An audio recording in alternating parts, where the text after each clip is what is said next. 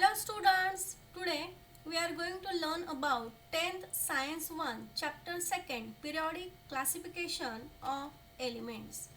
Okay, now in this picture you can observe that yes, these are the types of matter.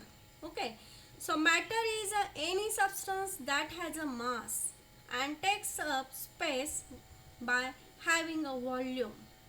So there are mainly three types of matters. Matter is made up of also tiny particles. So these exist in three states. First is solid, liquid, gases, and fourth state is known as plasma.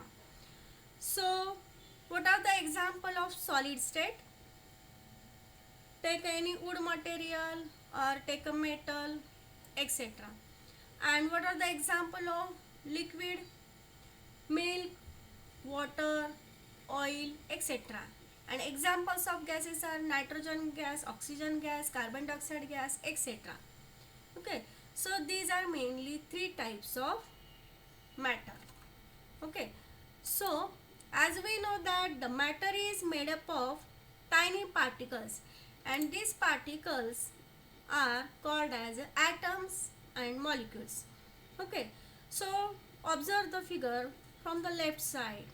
Molecules, these are molecule, and molecule is the smallest unit of a compound that contains the chemical properties of compound.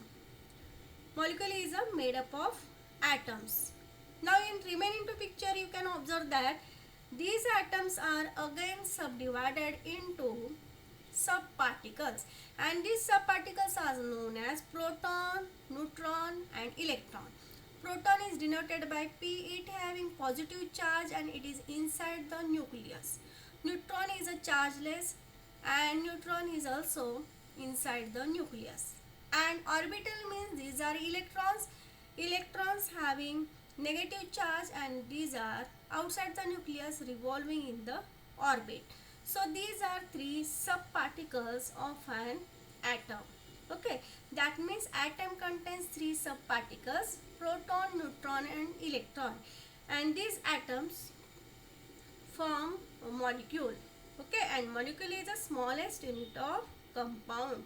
Okay, now here types of element. As we know that an element is a material that consists of a single type of atom.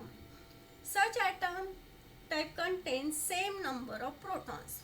Okay, so there are mainly three types of elements: metal, non-metal and metalloids. Metal means, for example, take a copper, iron, silver, gold, etc.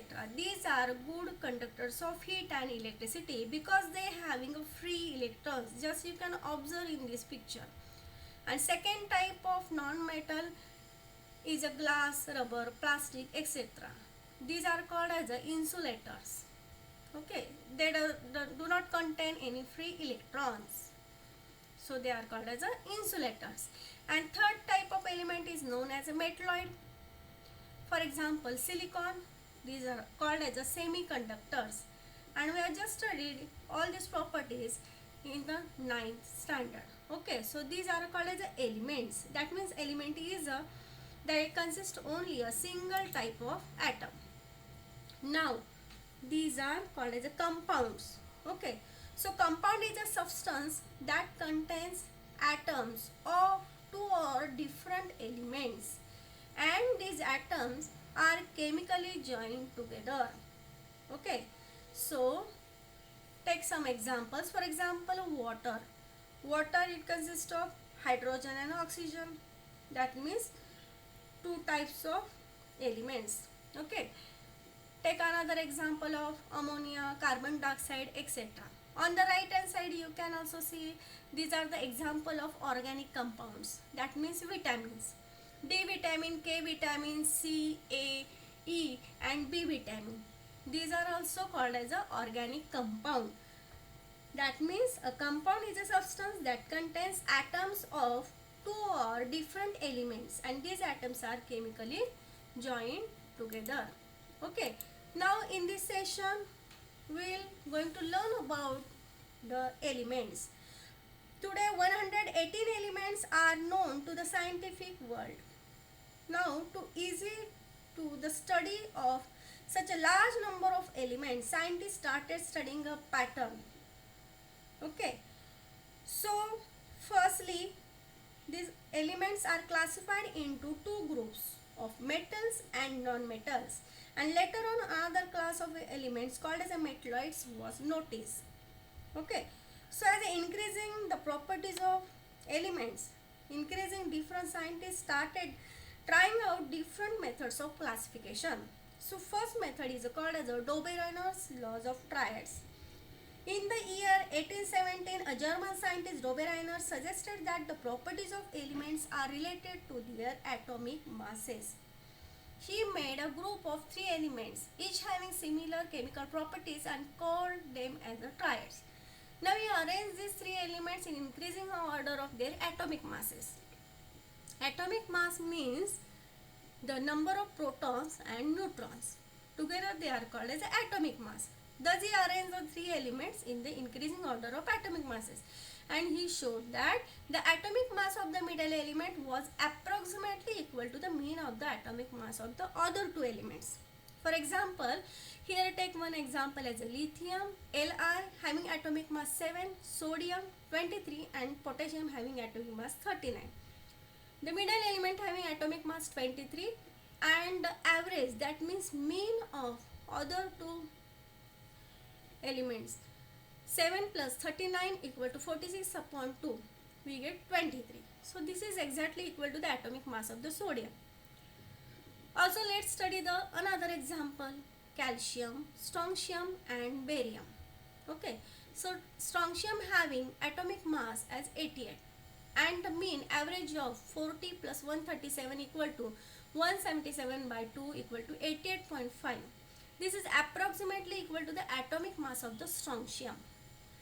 So we can say that if we arrange these three elements having similar chemical properties in increasing order of their atomic masses, then the atomic mass of the middle element is approximately equal to the atomic mass of the other two elements, and this is known as the Dobereiner's triads. Okay. However, all the known elements could not be classified into the Dobereiner triads. Okay, so Newland's law of octaves. Okay, that means Newland's law of octaves. It in the year 1866, Newland arranged these elements known at the time in an increasing order of their atomic masses. Okay. So here you can observe that hydrogen, lithium, beryllium, boron, carbon, nitrogen, oxygen, etc. Okay, he started with their atomic masses. He started with the lightest element hydrogen and ended with the thorium. He found that every eighth element had the properties similar to those of the first. Okay. For example, here you can observe in the picture that sodium is the eighth element from lithium, and both have the similar properties. Also, magnesium shows a similarity to beryllium, and chlorine shows similarity with fluorine. Okay. Now if we compare it with the Indian music system, there are also 7 main notes. Which notes? Sa, Re, Ga, Ma, Pa, Dha, Ni, and their collection is called as a saptak. Okay. The frequency of the notes goes on increasing from Sa to Ni. Okay, it means that here the notes repeat after completion of one saptak. Okay, so this is the octave of Western notes. Okay, so likewise the Newland's laws of octave is that if we arrange the elements in increasing order of their atomic masses, he found that every element had the properties similar to those of the first. Okay, but this law having some limitations. Many limitations were found in Newland's octaves.